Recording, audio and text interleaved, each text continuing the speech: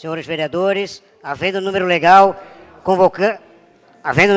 invocamos a proteção de Deus para declararmos aberta a presente sessão ordinária. No horário destinado à tribuna livre da... No horário destinado à tribuna livre da presente sessão ordinária, atendemos a solicitação do senhor vereador Lino Pérez para recebermos o professor Edmundo Carlos Grisardi, que irá tratar sobre o assunto do desenvolvimento em Florianópolis da doença da leishmaniose. Requerimento do senhor Vanderlei Farias, vereador Lela, para recebermos o representante do projeto Eu Tenho Fé na Vida. Convido para fazer uso da palavra o senhor professor Edmundo Carlos Grisardi sobre a propagação da doença da leishmaniose.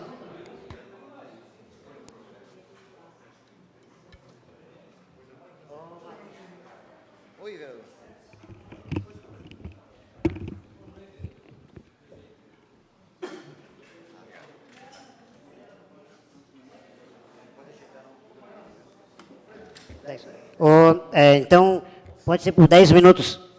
10 minutos para cada vereador. Mas, se precisar, a gente... Cada palestrante, na verdade. Podemos? Bom, muito boa tarde, senhor presidente. Boa tarde, senhores vereadores. É um prazer estar nessa casa.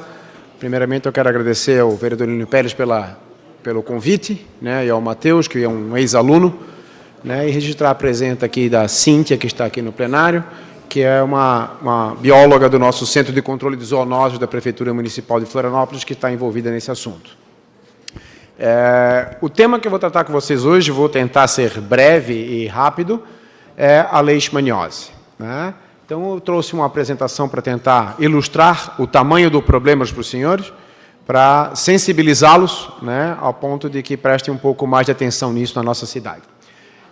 Como eu falei, eu sou professor da Universidade Federal de Santa Catarina, do Departamento de Microbiologia, Imunologia e Parasitologia, o departamento voltado exatamente ao estudo dessas doenças, desses agravos de saúde. O próximo. Rapidamente, o que são as leishmanioses? São doenças infecciosas, e vejam que eu coloquei no plural, não é singular, não é a leishmaniose, nós temos leishmanioses. E são doenças não contagiosas. Você não vai pegar isso a partir de um contato com a pessoa infectada ou um animal infectado. É sempre a partir de um vetor, ela é infecciosa. Ela basicamente é uma zoonose, é uma doença que ocorre no mato, passou a ser uma doença rural e hoje é uma doença urbana, como nós vemos aqui em Florianópolis. O agente é sempre um parasito intracelular, que é chamado de leishmania, e isso é transmitido por insetos vetores, chamados popularmente de mosquito palha. Esses insetos adquirem a doença a partir de vários tipos de animais, dentre os quais estamos nós, inclusive os mamíferos. E nos seres humanos, nas animais, eles causam uma manifestação diversificada de doenças. O problema hoje é a expansão da doença. Expansão dos insetos vetores, a migração animal, a migração humana e a ocupação desordenada, que é um problema que nós temos em Florianópolis hoje. Rapidamente, nós temos então a parte do ciclo que ocorre nos mamíferos, incluindo o homem, e aqui já bem representado o cão, e uma parte no inseto vetor, cada um com a sua forma, mas no ser humano essa forma está dentro das células, especialmente das células do sistema linfóide, do sistema de produção celular. Próximo. Hoje temos quase 90 países que estão endêmicos, que têm transmissão de leishmaniose. 90% dos casos estão no Brasil. Nós temos mais de 1 bilhão de pessoas que vivem em área de risco e a nossa incidência da doença ela é muito alta. E a leishmaniose visceral, que é o tema que eu vou falar com vocês aqui hoje, é uma doença que pode ser fatal. Nós temos mais ou menos 50 mil óbitos por ano. Hoje, a grande preocupação, especialmente em Santa Catarina e em Florianópolis, é a associação de leishmaniose com HIV. Uma particularidade dessa doença que é quase intratável. Próximo. Então, nós temos a chamada leishmaniose visceral, que acomete as vísceras das pessoas. Nós temos a chamada leishmaniose cutânea, ou leishmaniose tegumentar americana, que se caracteriza por lesões cutâneas, ou a leishmaniose cutânea difusa, que afeta as mucosas dos pacientes. Essa forma não temos ainda a ocorrência diagnosticada no estado de Santa Catarina, mas a leishmaniose visceral e a leishmaniose tegumentar americana, sim, são doenças que ocorrem aqui na nossa cidade e no nosso estado. Próximo.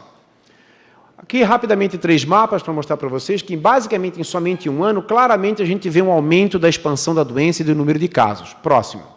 Tanto da leishmaniose tegumentar como da leishmaniose visceral canina, Vejam, muito de ocorrência no Nordeste e foi aumentando ao longo do país. Hoje já temos ocorrência no Estado, o próximo. E isso sempre precede a ocorrência de casos humanos. Então, a doença canina, tradicionalmente, isso é sabido no mundo todo, ela precede a ocorrência de casos humanos.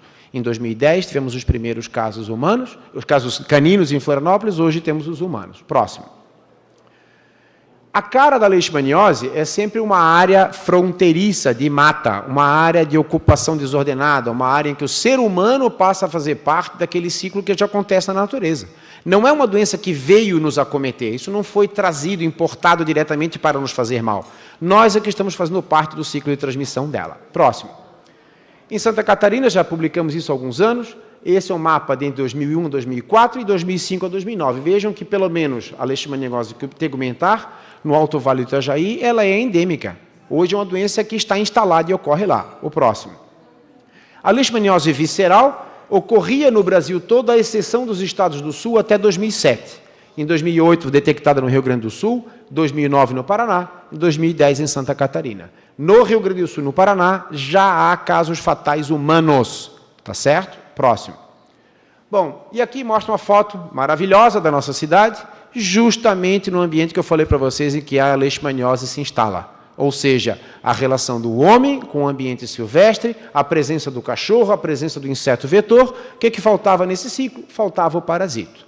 Como esse parasito apareceu aqui? Ele já pode ocorrer na mata e nós estamos adentrando, ou podem ter vindo cães infectados de fora que passaram a infectar o inseto e disseminar a doença. Fato que hoje a leishmaniose visceral canina em Florianópolis é uma doença endêmica. Ela está instalada na cidade. Próximo.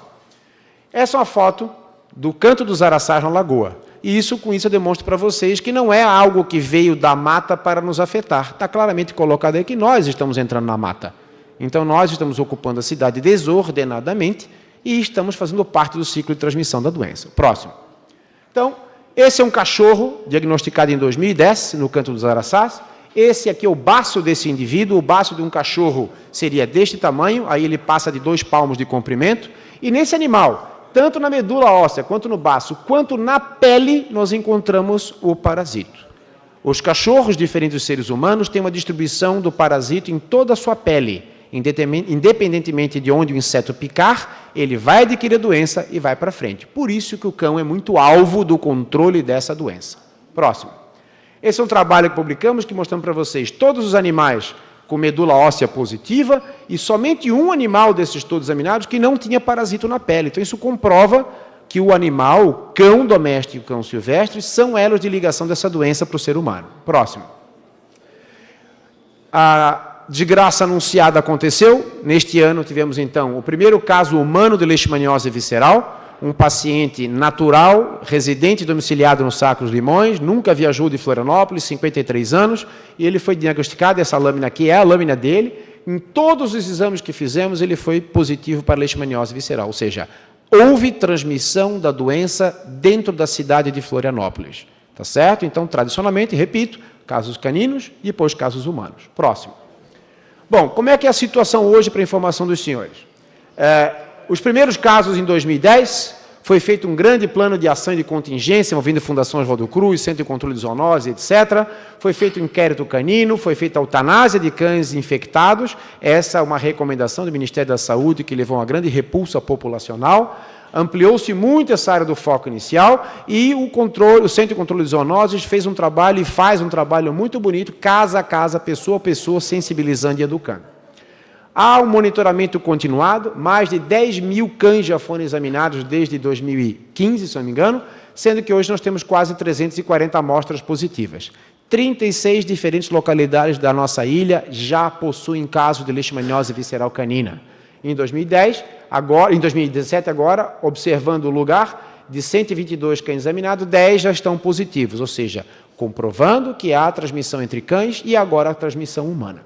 Bom, isso é um problema grave e é um problema que exige uma abordagem multidisciplinar. A Secretaria Municipal de Saúde instituiu um grupo de trabalho que conta com agentes do Estado, do município, da Universidade Federal, Conselho Veterinário, ONGs e várias pessoas estão trabalhando no sentido de tentar entender e brecar a transmissão dessa doença. Próximo.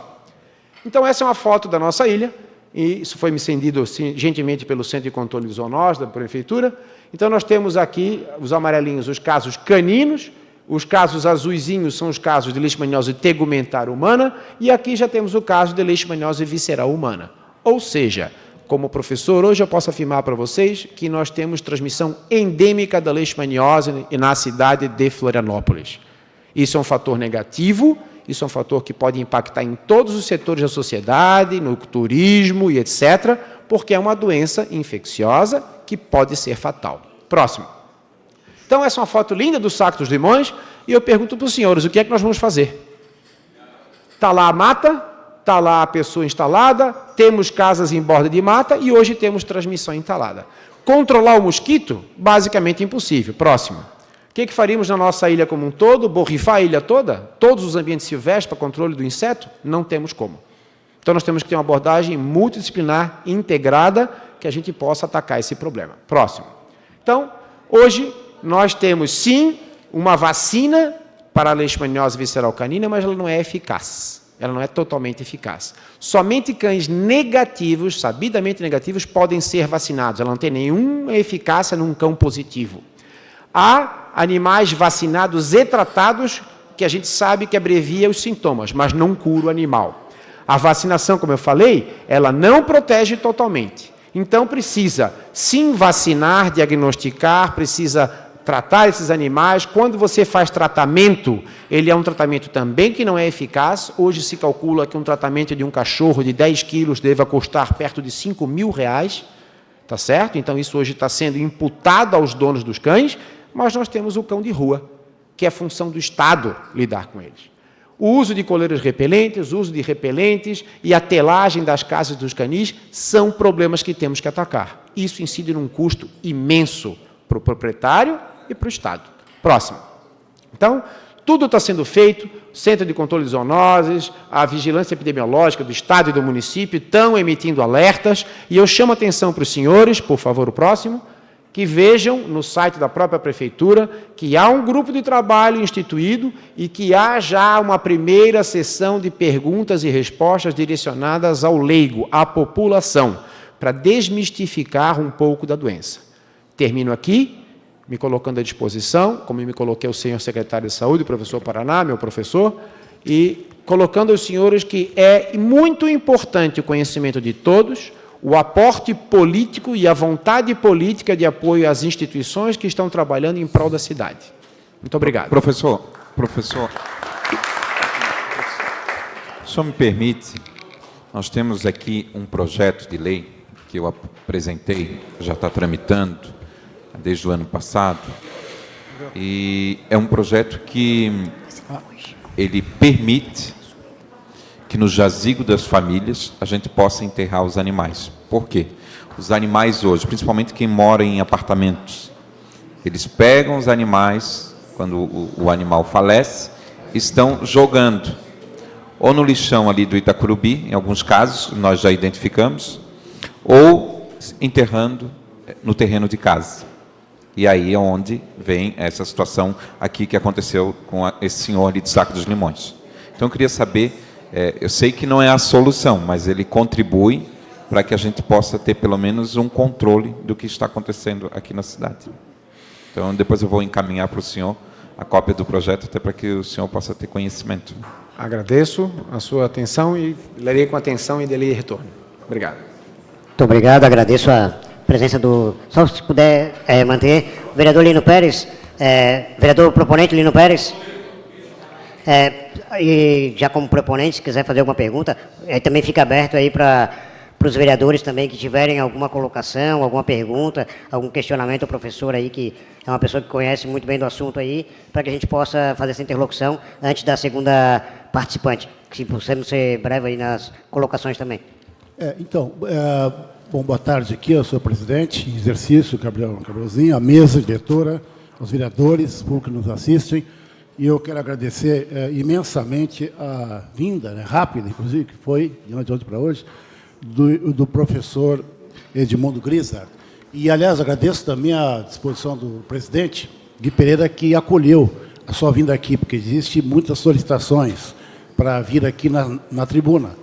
né? Mas como o seu assunto é urgentíssimo, então é importante, a cidade tem que ter um alerta sobre isso. Então, eu agradeço o professor vir aqui para, inclusive, exercer o nosso papel, além de fiscalização, de nós estarmos também alerta se a prefeitura está cumprindo o seu papel no trabalho da saúde pública. Então, o seu papel é fundamental aqui, a sua função, como professor da universidade, que vem acompanhando, inclusive, as zoonoses, as pesquisas. Então, eu queria destacar alguns pontos, professor, que é o seguinte. Existe uma pesquisa que foi feita aqui, que eu tenho, da prefeitura, no próprio site, que deveria estar examinando 150 cães ou cachorros por mês. E a estatística que eu tenho aqui é assim, ó, de janeiro, no entanto, em janeiro só foram, no caso, examinados 2, em fevereiro nenhum, em março 1, em abril nenhum, e depois, agora em maio, 101 cães. Então, não sei como é que esse comportamento é totalmente fora dos próprios indicadores que os técnicos colocam da prefeitura. O senhor só acompanhou, e por que dessa estatística, aparentemente, de omissão? Isso é a primeira pergunta que eu lhe faria. A segunda, que eu quero destacar, é com relação, por exemplo, em Porto Alegre, já há lá o estado de alerta, porque lá já houve mortes, de 3 mortes humanas lá. Lá ocorreu, chamada emergência epidemiológica. Bom, em Porto Alegre, né, que o senhor falou que agora, 2008, 2009, né, Rio Grande do Sul, então esse é o ponto que também queria colocar. Como é que lá estão se atuando, aqui não? Como é que foram, quais são as ações? Colocou algumas, né? Ações fundamentais para aplacar essa epidemia, essa endemia que pode virar epidemia. E os gráficos que o senhor coloca são rápidos o que está acontecendo. Então, esse é o segundo ponto que eu queria destacar. Hoje é endemia, e há perigo de passar para a epidemia, né? Então, e a outra é a seguinte, é importante isso, o seu trabalho está sendo feito, se não fizer nada, como é que a gente vai parar isso? Quer dizer, a projeção não é alarme, obviamente, então, assim, temos que colocar, mas sua função aqui é da maior importância para, se não fizer as ações, o que vai acontecer numa cidade turística como a nossa, que no verão ela duplica a população. Então, além disso, como é que se alastraria isso? Então, eu queria, essas são as primeiras perguntas que eu queria levantar para o senhor sobre esses pontos, né, desde a estatística, que os 150 cães que não foram examinados, né, apesar que eu imagino que o senhor teve acesso aos dados, e com relação ao que pode acontecer se essa curva começar sem nenhuma medida concreta para isso. Né? Então, bom, senhor presidente, me interrompa, por favor, se eu extrapolar o tempo, tá? O professor tende a falar demais. Né? Isso me preocupa sobremaneira, vereador. Né? Eu, como florianopolitano de nascença, legítimo mané, né, criado aqui, me preocupa muito. Né? Hoje, eu falo isso pessoalmente, o Edmundo, esse é um problema instalado. Nós não iremos resolver. Nós temos que mitigar e tentar diminuí-lo. Ele não vai ser resolvível. Uma vez instalada a doença, ela está instalada. Nós temos que preocupar, educar, diagnosticar. Quanto ao primeiro ponto, o Centro de Controle de Zoonoses, ainda que com todas as dificuldades que tem, né, de pessoal e de equipamentos, ele faz um trabalho belíssimo. Só que ele é um trabalho que é dependente de 2 ações, de uma ação prospectiva, ir a campo o tempo todo, e de uma ação que é mais aguardar que o cidadão venha. Só que a mídia, de forma geral, coloca que se você levar o seu cachorro lá no centro de controle, fizer exames, vão matar seu cachorro. Então, o cidadão não leva, o cidadão não confia no poder público, porque a mídia ela é hoje complicada. Por isso que, nesse grupo gestor, a gente procurou envolver todo mundo junto, com assessoria de imprensa, com ONG, com OAB, para que a gente possa falar uma palavra única. E aí, quem sabe, a população passe a confiar. Né? Essa preocupação do termo de exame, então, primeiro tem uma capacidade técnica, porque um exame primário é feito no Centro de Controle de Zoonoses e um exame secundário, confirmatório, é feito no LACEN, que é do Estado. Então, esse fluxo, ele é muito bem trabalhado do ponto de vista técnico, mas eles têm os seus gargalos. Né? Então, eu não sei precisar para o senhor se nesse momento foi ausência da procura populacional, falha ou falta de tempo ou de condições de ir a campo, ou falha técnica no exame, mas fato é que quando houve o primeiro caso, rapidamente o Centro de Controle atuou no Saco dos Limões para poder levantar e saber o que é que está acontecendo nesse local. Porque até então, o mapa já mostra para a gente, já está na ilha toda. Já está na ilha toda. Isso é fato. Né? Quanto mais cachorro vem, mais cachorro aparece positivo. Certo? Né? Quanto, né, já respondi a segunda parte da pergunta, quanto à doença, ela está instalada. Sabe como é dengue no Rio de Janeiro, como vai ser dengue aqui em Florianópolis muito em breve. Né? Na parte continental é uma doença agora que está muito séria, a disposição do Aedes aegypti é grave. Nós temos sorte com 2 fatores, que eu chamo que é a ponte e o vento sul, que impede o mosquito de chegar aqui em grande maneira, mas isso é fato. Então a leishmaniose ela está aí, ela é vigente. E nós temos uma série de problemas. Por exemplo, você chega hoje, eu tenho um caso desse, próximo à universidade, 2 vizinhos, um engenheiro e um médico. O médico diagnosticou os 2 cachorros positivos, entregou para a eutanásia. O engenheiro não quis entregar e já entrou com ação cautelar com o advogado. E você não pode fazer nada, ele é o tutor do cão. O médico entrou com ação contra o engenheiro, porque o flebotomínio pode picar o cachorro de um e adoecer o filho do outro. Então, nós temos um problema grave, até do ponto de vista ético e moral, até onde vai o meu direito de proteger a mim e ao meu cão, até onde vai o direito do outro de proteger a ele e o filho dele. E eu tenho certeza que qualquer juiz não vai dar grande causa para nenhum dos 2. Porque ele vai fazer o quê? Vai mandar tirar o filho de um ou mandar matar o cachorro de outro? Ele não pode. Ele não vai fazer. Então, nós temos um problema que tem que ser trabalhado do ponto de vista educacional. Aí retorna ao CCZ, o Centro de Controle de Zoonose, a Secretaria Municipal de Saúde precisam de pessoas treinadas. Eles precisam treinar pessoas para que a gente trabalhe. Os agentes comunitários não querem mais fazê-lo. Porque o agente comunitário chega na sua casa e você esconde o cachorro, porque ele vai matar meu cachorro. Mas a pessoa não entende que aquele cachorro doente vai possibilitar que outra doença, que uma pessoa doeça. Agora é fato. Isso já está demonstrado, já temos pessoas doentes. E eu sou categórico a afirmar, o primeiro caso de leishmaniose visceral humano que aconteceu em Florianópolis não morreu por acaso.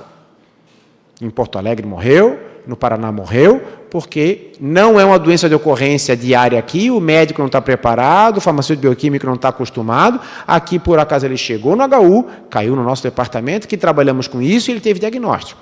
Ele foi de ser tratado a tempo e salvo, que é um tratamento caro, longo, exige hospitalização.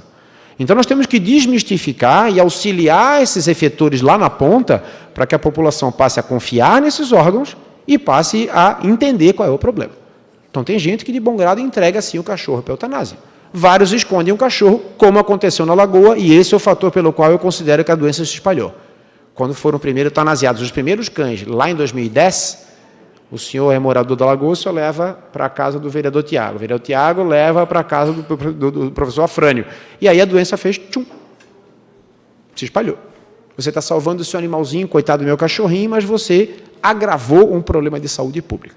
Então as pessoas têm que ser educadas, conscientizadas. Ou seja, quantos de nós despenderiam R$5.000 para um único round de tratamento de um cachorro nosso? Se você tem múltiplos cachorros, você multiplica os tratamentos, vai te custar R$40, R$50.000. Ninguém vai ter. A prefeitura tem que distribuir coleira repelente. Ela até pode distribuir para sempre. E o cachorro de rua?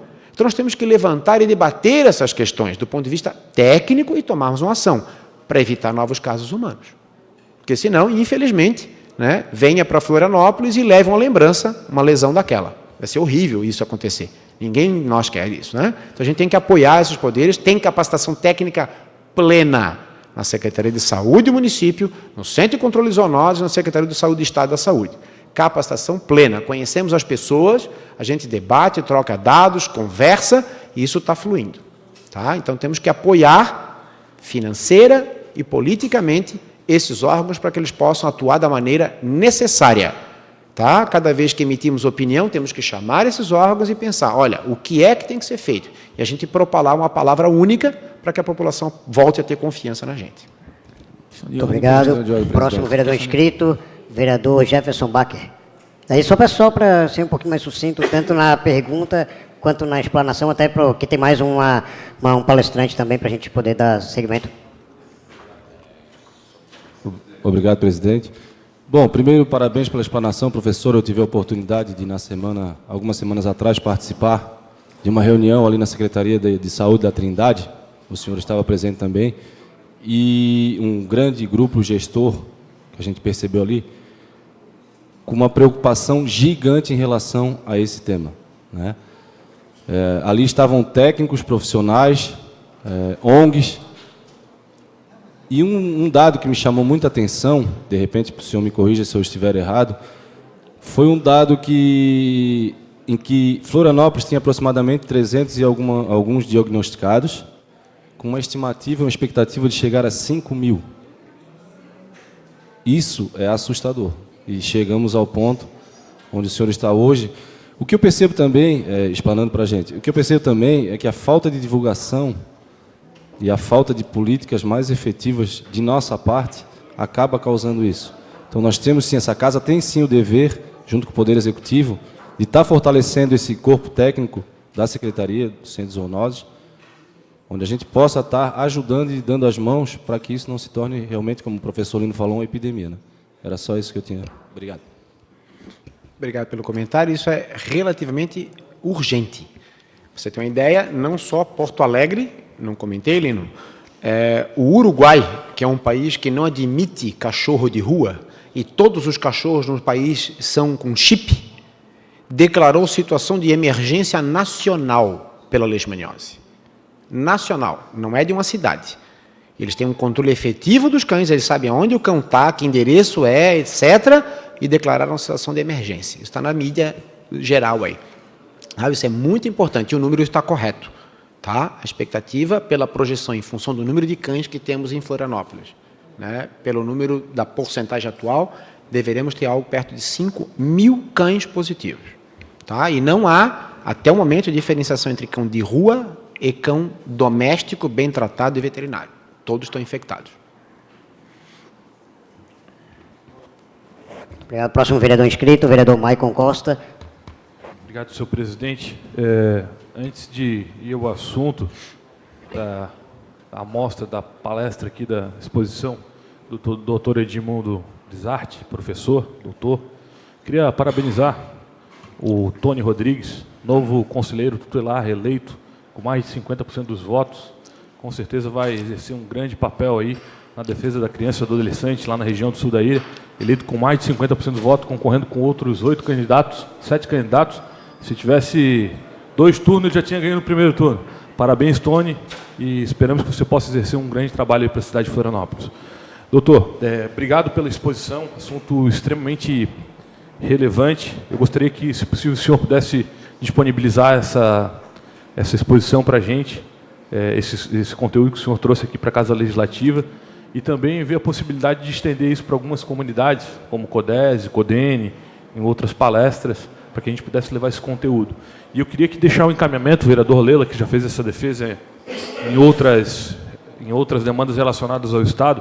Ontem eu vi um comercial da Prefeitura Municipal de Florianópolis relacionado a obras de execução de hidrojato. Talvez a gente pudesse gastar aquele tempo nobre, era uma propaganda no intervalo do Jornal do Almoço, para focar em questões educativas, não mostrar o que está sendo feito, mas utilizar essas mídias da Prefeitura para conscientizar e levar essas informações para as pessoas. Então a gente estaria, sempre utilizar as mídias da Prefeitura com intuito educativo, porque as obras necessitam ser feitas e não precisa expor, as pessoas que andam na rua vão ver. Agora, esse tipo de ação, esse tipo de informação, ela é muito providencial, ela é muito importante, o senhor trouxe aqui muito conhecimento para a gente, mas a gente precisa expandir isso. E para expandir isso, a gente precisa, com certeza, da mídia tradicional, que é um grande canal de comunicação e de distribuição em rede. Obrigado, doutor, mais uma vez. Muito obrigado. Meus parabéns. Incomodarei que eu sou nativo da Armação do Pântano do Sul. É extremamente importante. Esse grupo de trabalho está fechando agora, junto com a Secretaria de Saúde do Estado, e o Centro de Controle de Zoonoses está muito envolvido nele, uma nova cartilha sobre a leishmaniose. Agora, todo mundo aqui passou a botar areia no vasinho, porque a gente é bombardeado dia e noite com propaganda da dengue, a gente tem que fazer isso. Eu acho muito importante, sabe, não só um espaço de mídia desse, porque hoje a população tende a acreditar muito mais numa notícia fake do Facebook do que um agente de saúde pública do Estado falando alguma coisa. Seria muito bom, eu com certeza agradeço já em nome do Centro de Controle de Zoonoses, da Secretaria Municipal de Saúde, se vocês também envidassem esforços em conjunto para que esse tempo e essa mídia fosse utilizada nesse sentido. Tá? Acho que a gente pode desmistificar muito da doença e mostrar que não tem ninguém querendo matar o seu cão. Tá? Se isso for necessário, isso deve ser considerado em algum momento, é uma medida de saúde pública, evitando casos humanos. É uma preocupação que tem que se ter. Importante, próximo vereador Vanderlei Faria Lela. Obrigado, presidente. Obrigado, professor, pela tarde importante que o amigo traz aqui ao plenário. E acredito que os cidadãos que estão acompanhando a TV Câmara também estão atentos à sua fala. Em relação à eutanásia, uma dúvida que eu tenho e que já me fizeram o questionamento, eu não soube explicar. Após a eutanásia, os animais, a exposição deles mortos, até a coleta do corpo do animal, os exames que são feitos, qual o risco que pode acarretar? Uma dúvida que as pessoas têm. Coleira, qual a eficácia da coleira? Coleira está uma loucura de procura de coleira nas veterinárias, preço está subindo, já está todo mundo reclamando disso também, virou uma questão, tem gente falando que isso é questão, coisa de mercado, então é importante essa fala que o senhor está falando, mostrando que não, que é real, mas qual a eficácia real? 100%, não é? Os testes, o que eles comprovam? Cachorros de rua, o centro de zoonoses hoje da prefeitura vem dando conta do trabalho com os cachorros de rua. A informação que a gente tem também é que só tem um veterinário no centro de zoonoses para dar conta. Enquanto não há crítica ao DIBEA, mas o DIBEA parece que tem muito mais veterinário do que no centro de zoonoses. E aí nós precisamos também ver com a prefeitura o que é prioridade neste momento em relação à questão de riscos. Campanha, propriamente eu ia falar, mas o vereador Maico acabou de colocar, mas acrescentando, campanha de mídia que a prefeitura hoje investe, mostrando obras para mostrar realmente de forma educacional os problemas que a gente tem hoje para que todos possam enfrentar juntos e ajudar a fazer a transformação, mas através das escolas, que também são um grande vetor da informação dentro de casa, através dos alunos. E o que o senhor acha de chip para cães? A importância do chip para os cães. Que o senhor pudesse dar um breve relato a respeito disso. Vamos lá, por partes. Primeiro, deixar bem claro, já que estamos sendo transmitidos, que eutanásia não é sacrifício. Eutanásia é um procedimento aprovado que deve ser realizado por um profissional treinado para um fim específico. Então, é um procedimento que não causa dor nem sofrimento ao animal. Isso é importante deixar bem claro. Então, se você entrega o seu animal para a eutanásia, ele vai morrer de uma maneira que ele sequer sabe. Tá? Então, isso é bem importante colocar. É uma medida eficaz em alguns momentos, mas não é eficaz 100% como nenhuma delas. Coleira, por exemplo. Eu acompanhei muito bem isso, né? Temos toda a sorte de profissional no mundo. A coleira quintuplicou de preço em 2 semanas, quando se descobriu que, colocando a coleira, não pega. Não é verdade. É mais um dos elementos que deve ser utilizado para evitar uma possível infecção. Veja a quantidade de condicionantes que eu coloquei na minha frase. Tá? Tem, sim, coleiras eficazes, 4, 5 marcas diferentes, pelo menos. Elas têm uma eficácia, mas elas têm validade. Algumas o animal não deve tomar banho, outras já pode, então tem que seguir uma bula. E uma coisa é botar uma coleira num cachorrinho assim, outra coisa é você pegar um border collie e botar uma coleira nessa ponta e não querer que o flebotomílio pique aqui. Então nós temos que ter também ciência disso aí. Né? Então, a coleira é eficaz? Sim, junto de outras medidas. A eutanásia pode ser necessária e eficaz? Sim, junto de outras medidas. Quais são? Medidas inerentes ao Estado, que é o tutor hoje dos animais de rua, e medidas inerentes ao tutor do animal da casa dele. Então, hoje, nós temos que educar a população para dizer, o seu animal está positivo. Opção 1, entregar para a eutanásia, desta maneira vai ser feito. Opção 2, o senhor tratar. E o tratamento aí não é com o Estado, é com você e o seu clínico veterinário, e isso vai ter um custo elevado. Agora, o Estado tem que ter pernas, aí eu entro na história do CCZ, para voltar lá diversas vezes e verificar se aquele tratamento está sendo feito, está sendo seguido, porque não é um comprimido, é dose oral por dia, por 28 dias e tem que ser repetido. E repito, não cura. Ele diminui os sintomas do animal. O animal continua positivo e continua podendo atuar como reservatório. Então, que mais? telar o canil, botar repelente no canil, botar o telagem de casa, e tudo isso tem que ser feito. Evitar andar com o animal no final de tarde, que é a hora maior da atividade do inseto vetor. Tem uma série de coisas que já estão naquelas séries de perguntas e respostas. Então, aos seus assessores, ao seu eleitorado, a esta casa, eu sugiro fortemente a leitura daquele documento. Em breve sairá outro, né? Mas eu acho que o CCZ, como a Prefeitura, como o Estado, tem profissionais competentes e capacitados. Não no montante necessário para abarcar uma emergência de saúde pública como essa. Tá? O chip é muito importante. É o cachorro que vai ter endereço. É o cachorro que o Centro de Controle de Zoonose pode voltar lá com a maquininha, ler e dizer, e aí, me dá a carteirinha da vacinação, está sendo vacinado? Não está. Sim, é relevante, o Centro de Controle de Zoonose, na última reunião, apontou que isso é relevante. Eles têm dificuldade, aí sim, do trabalho deles de ir lá verificar, etc. Mas o chip, sim, é relevante, deveria ser instituído uma necessidade em Florianópolis, aí a opinião própria do professor Edmundo, que fosse uma necessidade que adotássemos como padrão em Florianópolis. Senhor presidente, só queria que pudesse essa parte do chip fosse, não sei se é a condição de a gente poder transcrever depois na ata da sessão, de grande importância até para que consolide um debate que já teve travado aqui dentro desse plenário de vereadores falando que era um absurdo ter uma lei dessa em Florianópolis, que a prefeitura pudesse estimular o chip nos animais. A assessoria técnica da casa, então, para verificar essa questão. A gente sabe da importância do tema, mas só o último vereador inscrito, vereador Marquito, para a gente poder encerrar, que vai ter mais uma palestrante ainda também, e de acordo com o regimento a gente tem que ser um pouco mais breve, pode ser? Obrigado, presidente. Professor Edmundo, quero parabenizar pela explanação e a qualidade das respostas também. Queria fazer duas perguntas centrais, né? A primeira é em relação, qual é a hipótese que vocês utilizam para que tenha dado esse boom da leishmaniose, especialmente aqui na nossa cidade, né? Também perguntar como é que está em relação às outras cidades próximas de Florianópolis, a grande Florianópolis, né? E perguntar uma outra questão, que é se os felinos, equinos, bovinos e também os caprinos também podem ter leishmaniose também, né?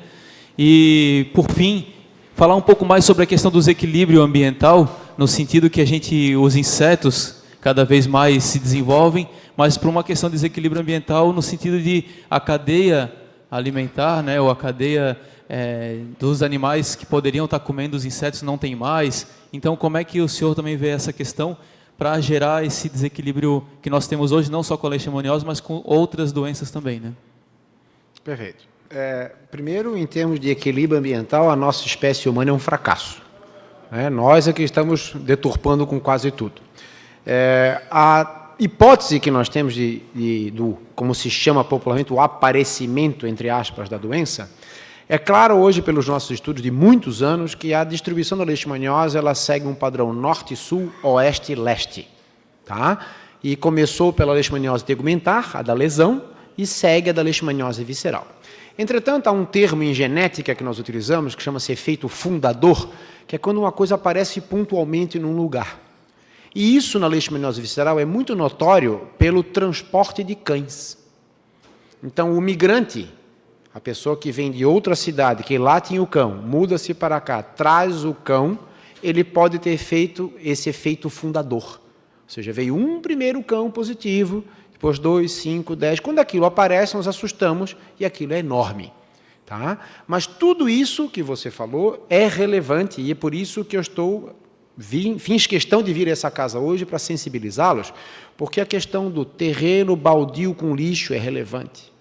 A ocupação desordenada é relevante. O desequilíbrio ambiental, a eutrofização da lagoa é relevante. Tudo isso leva a esse desequilíbrio. Já temos causas naturais que ocorrem. Aquecimento global, por exemplo. Isso está notório, porque a diferença de temperatura que nós já notamos, como eu falei, eu sou nascido e criado aqui, o inverno hoje já não é mais o inverno que foi. Para um inseto, uma diferença de 0,0003 graus centígrados faz uma diferença tremenda. Então, o número de espécies aumentou, a dispersão dessas espécies aumentou. Então, no bojo de toda essa alteração, incluindo a nossa migração e a dos animais, faz com que isso tenha esses florescimentos de doenças. Assim é com a Aedes aegypti também, ele foi transportado pelo Estado. Se a gente volta a olhar, por exemplo, a leishmaniose tegumentária de pele, nós temos 2 canais de entrada muito claros, BR-101 e BR-116. É bonitinho o número de casos, vai aparecendo e dali vai se espalhando. É fácil, você consegue seguir aquilo lá. E hoje, com a metodologia de DNA que nós temos na própria universidade, e também tem já em vários outros órgãos do Estado, você consegue fazer o tracejar disso aí. Da onde é que veio? Eu consigo dizer que hoje, em Santa Catarina, a leishmaniose tegumentar veio basicamente do Mato Grosso e do interior de São Paulo. Dá para dizer isso, porque você busca padrões de DNA e consegue dizer isso. Então, isso é muito importante, tudo isso está envolvido. Talvez devêssemos, vou ser arrojado em falar isso nessa casa, utilizar esse exemplo de agravo de saúde pública para tentar melhorar em conjunto várias coisas da nossa cidade. Muito obrigado, acho que o tema é bastante relevante, bastante importante para a discussão. A gente poderia ficar aqui a tarde toda discutindo, que a gente cada vez é um aprendizado. Só que, infelizmente, a gente tem mais uma palestrante, então eu agradeço aí a presença do professor, coloco essa casa à disposição e quem tiver mais algum questionamento, tenho certeza que o professor também está à disposição para esclarecer também. Muito obrigado, tá? Muito obrigado a todos, estou sempre à disposição, a universidade está, e ao vereador eu respondo, desculpa, eu deixei com a dona Alda e a dona Andréia uma impressão com a transcrição de todos esses slides aí, inclusive com meus contatos, caso seja necessário. Muito obrigado. Muito obrigado a todos pela atenção. Obrigado.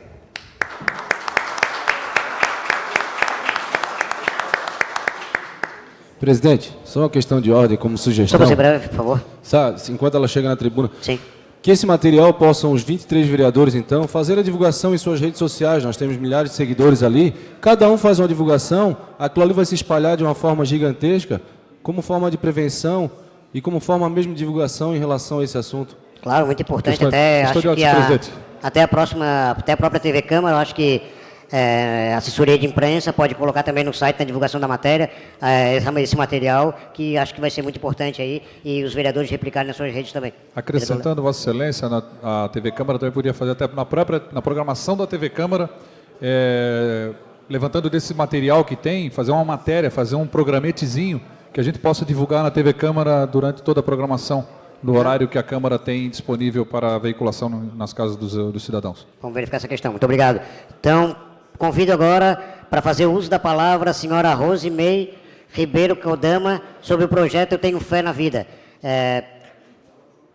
Por 5 minutos, se precisar de mais minutos, a gente concede mais tempo, pode ser? Pode ser? 8 minutos, pode ser? Então tá, 8 minutos, então.